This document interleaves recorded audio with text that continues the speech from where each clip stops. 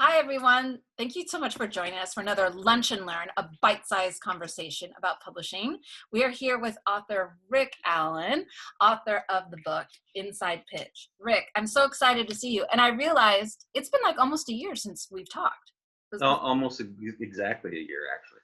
Yeah, it was pre-COVID. So welcome. And first off, I would love for you to tell us about your book. Well, my book is about the 1969 Seattle Pilots Major League Baseball team, which only lasted 1 year.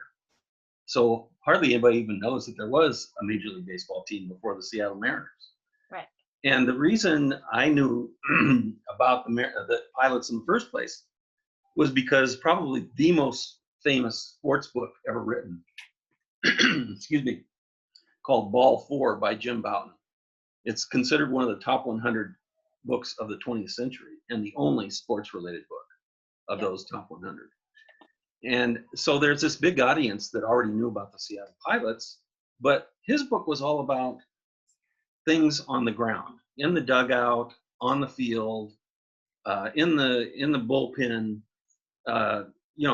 all behind the scenes with the players and what the players were doing in real life, which shocked the baseball world that all this stuff was becoming public about what they were doing in the bars and all the women they were going out with. And, what they were doing, the jokes that they told that were kind of racy jokes and all this stuff. So at the time, in 1970, when the book came out, 1969 was the team. Yeah. It was a shocking book. So everybody who's a baseball fan knows about the Seattle Pilots because of Ball 4. And I completely fell into this book. I never had an idea I would be writing a book about baseball. I never had an idea that I would be writing about the Seattle Pilots. Completely, but I, of course, read Ball 4 because I'm a big baseball fan. So I was on a trip in Africa with my wife on a tour with a small tour group of 25 people. And we didn't know any of the 25. And I was sitting at the dinner table with one of the group, well, there were 8 of us at the table. And he started telling baseball stories about the administrative side of the game that were funny. He was talking about the characters who ran the game and who ran the teams. And I said, well, who were you with? And he said, well, when I was 20 years old, I was the chief financial officer of the Seattle Pilots. And I said, you were the chief financial officer of Seattle Pilots, the team that went bankrupt in a year? Yeah, thanks. Thanks for that. Yeah. And it was like, holy smokes. And he was telling these stories and everybody was laughing. And it dawned on me that what he was telling was the same kind of story about the quirky characters who ran the team that had all those quirky characters on the field that Bouton had written about in Ball 4. Oh my God. And I thought, this is too good to pass up as a baseball fan. And my background, I have a degree in journalism and my master's degree is in communication. And I had worked in the field of information for a long time and marketing. I was a CEO at United Way and that's all about marketing. So Right. I thought, I got to write this story. It's too good. Well, the problem was I had already written a manuscript about my professional life, about early childhood development. And I knew that was a book I really wanted to publish, and I knew I had to self-publish it because it wasn't going to be a big seller, but it was about how important early childhood is. So I first came to Girl Friday Productions about that book, which I had already completed the manuscript on. And, I was saying, how much is it going to cost? Because I know I'm going to have to do it myself. I'm not going to get a publisher for this. But I really want to publish this book because it's important information about how you raise great children and what it could mean for the nation if we did that as a priority. And we all concluded that it wasn't going to be a seller. So Oh, geez. Well, no, I was okay because I already knew that. I mean, I already knew I was going to have to self-publish it. But that's when I fell into this baseball book.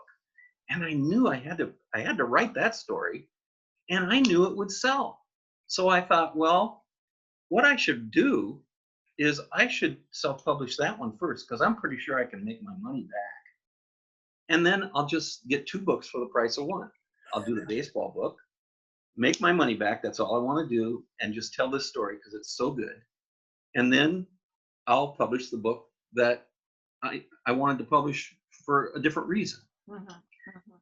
And so that's how the book came about. I mean, and then I published through Girl Friday Productions, the baseball book, and I could write a book now about called Serendipity, about how all the things in the baseball book kind of fell out of the sky.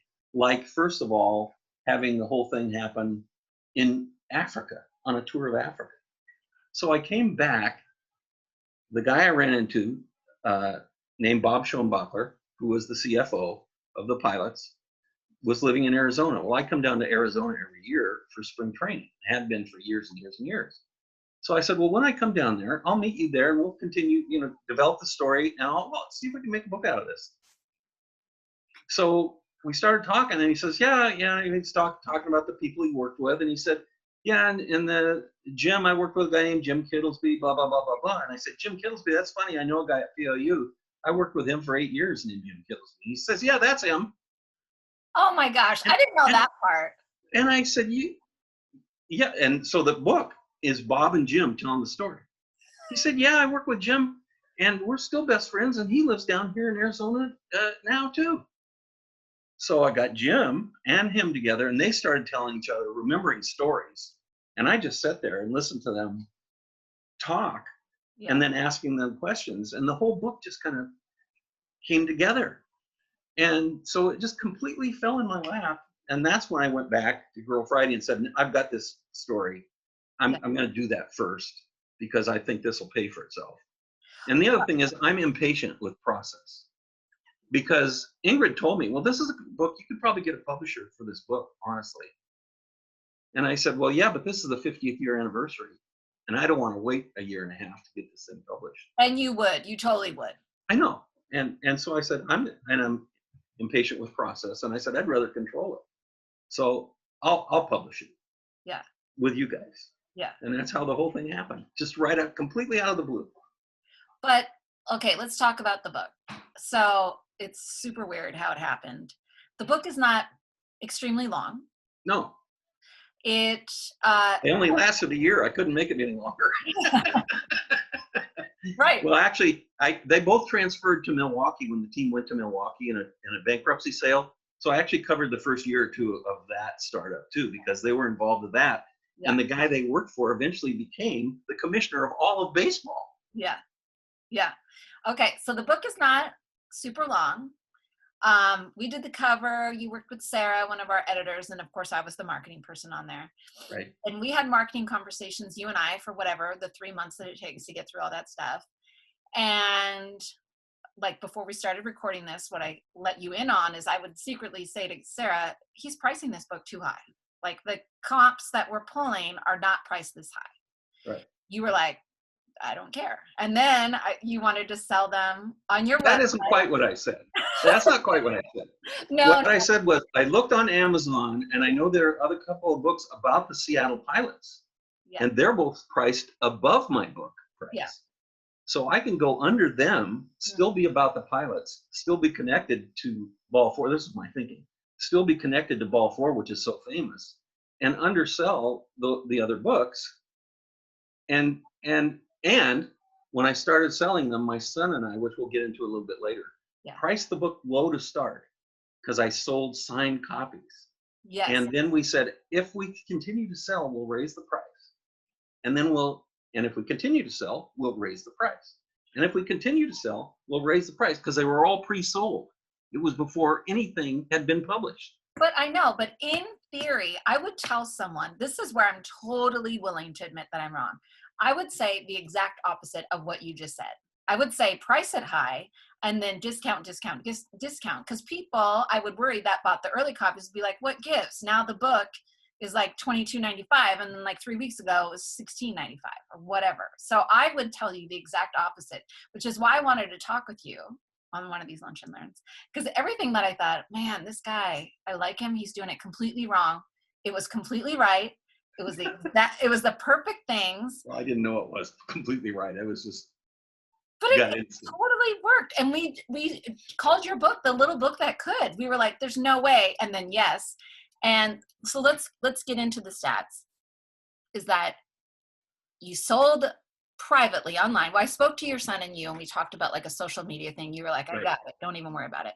Right. So you guys did it. Not only in pre-sale, the book was a #1 bestseller. I remember you got that title and the little orange ribbon. That was for Northwest history. Northwest history. So you got the #1. You just happened to know the book buyer at Costco or whatever. Like, how did you do that? That's another serendipity thing. So I've been friends forever with the guy who now owns. I've known him since 1978. He now owns the Tacoma Rainiers, which is the AAA team for the Mariners. Right. And I was at a game with him. This is 2 years ago, and he introduced me to a board member. The board member was on Costco board. Yeah. The Costco board. So I called him up and I said, I've got this book.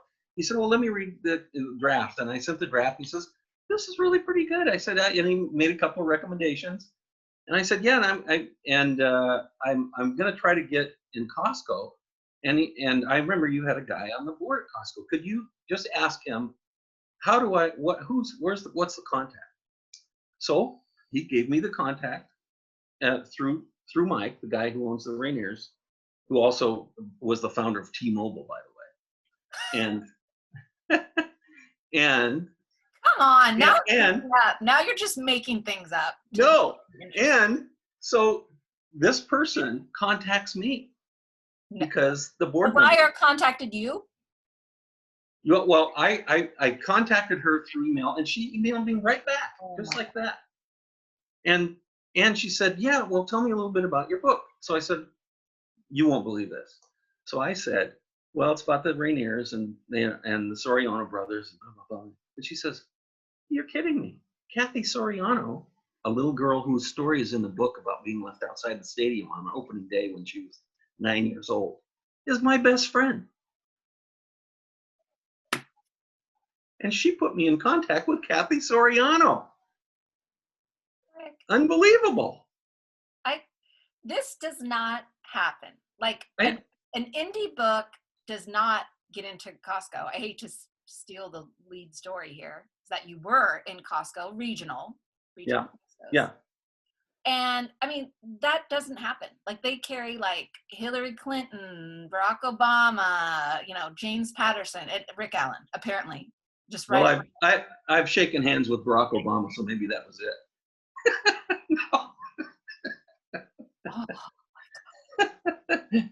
On the sidewalk in Portland.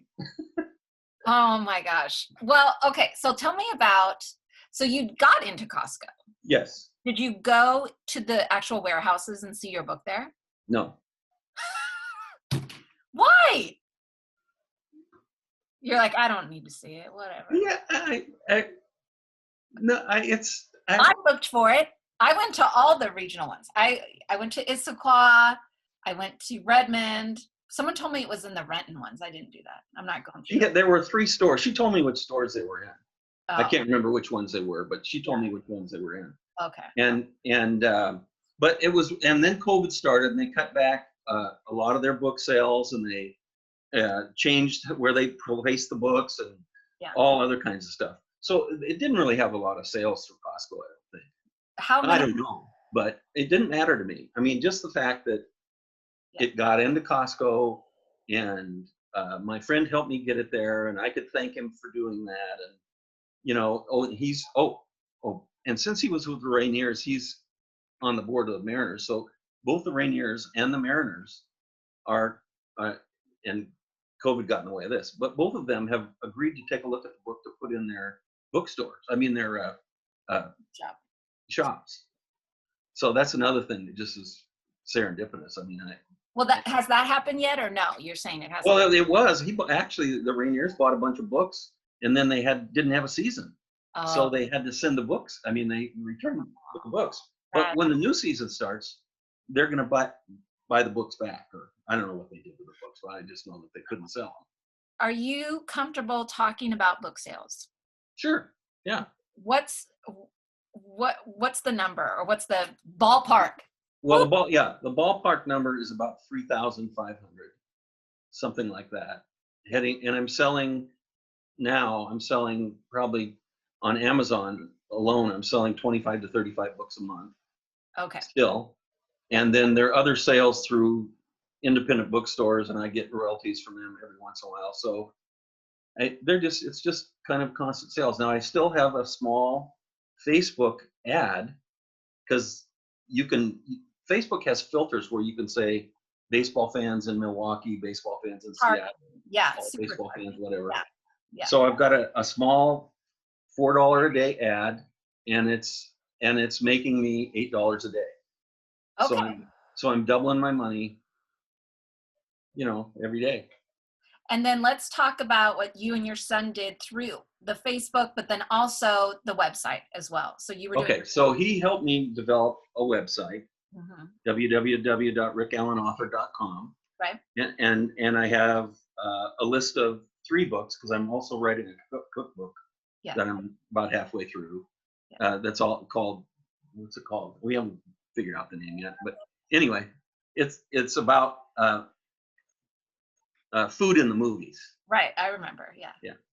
So it's got all 3 books listed on there, and he's got the covers of the baseball book and my early learning book on there, and you can switch. Anybody who goes onto the site can click there, and it's got about the author, so they know what my background is.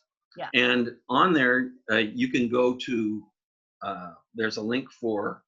Well, when we first started, there was a link to purchase a signed book by the author. First edition signed book by the author, which we thought we'd just throw it out there and see what happened. And we got, because it came through us, they paid through PayPal. Yeah.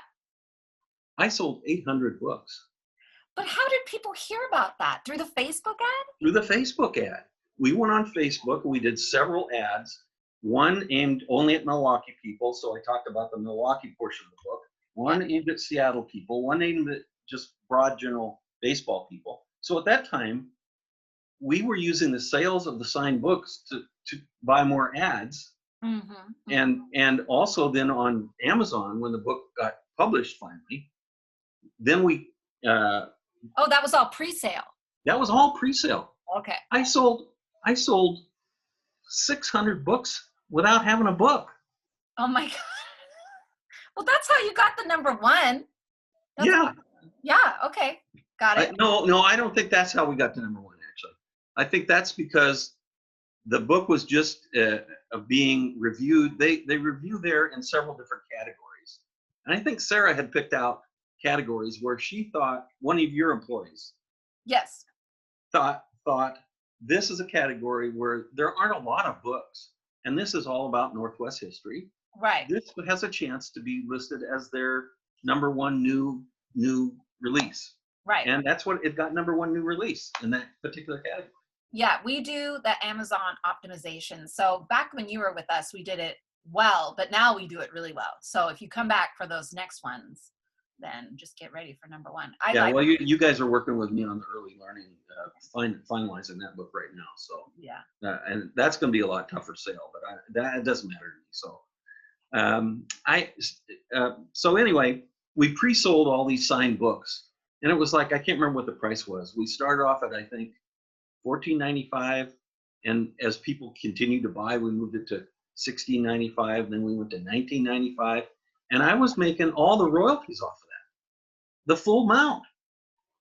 Yeah. So I wasn't getting $7 or whatever the royalty would be through Amazon. And then when we went up on Amazon, we put a link for Barnes & Noble, we put a link for Amazon, so that people could still buy the signed book from me.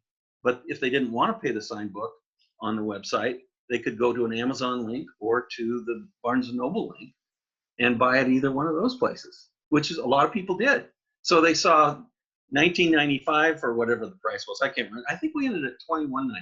I thought it was $22.95, but maybe it was $22.95. I can't remember. But it was about a $5 or $7 or $8 difference between that and an unsigned book. Yeah. So if they didn't want to pay that, then they just clicked on the Amazon and bought it at Amazon. And right now, I don't, because I'm in Arizona and I can't send signed books. We just took the signed book off, and people go to the website and it's got the link for Amazon for the unsigned book. So people are going from Facebook ad, which takes them to my website. They click the link to Amazon. they're taken right to Amazon, and they buy the book at Amazon. Well, what I like about that is that they're coming to your website, so maybe they'll sign up for your e-newsletter, and then we grow that, and then you can reach out to them. But you, Well, and it's interesting. I don't have an e-newsletter, oh my God. but what I have is from all these ads, people started conversing. Oh, I was at that game, or oh, I remember opening day, or whatever. And everybody, I commented back to every single person, thousands of people, thousands of conversations, literally. Like I commented something on every single comment. Yeah. And they started sharing because the author just talked to them. So they shared with their friends the responses, and then their friends bought the book. Oh my. So what happened was I was in the middle of thousands of conversations all over the United States. It was amazing. Oh, and then, and this was happening in pre-publication as well. So I started to get comments. One guy, you won't believe this either, one guy contacted me and said, oh, I really want this book. And my mom was the person who changed the letters on the uniforms that came from Seattle and sewed on the name of the Milwaukee Brewers on the uniform. And I said, what? And he said, yeah, my grandma was the person they contacted. She worked at a laundry where they did all the sports teams, and they called up and said, we have a new team coming to town. We just got the team 6 days ago. We have to use the old uniforms from the old Seattle team. Do you know any seamstresses? And she said, my daughter's a seamstress. So this little kid remembered taking all these uniforms upstairs to his mom to sew on all the Milwaukee stuff. And they used the Seattle uniforms in Milwaukee. So I put this story in the book right at the last second. And then, so here's the kicker of the story.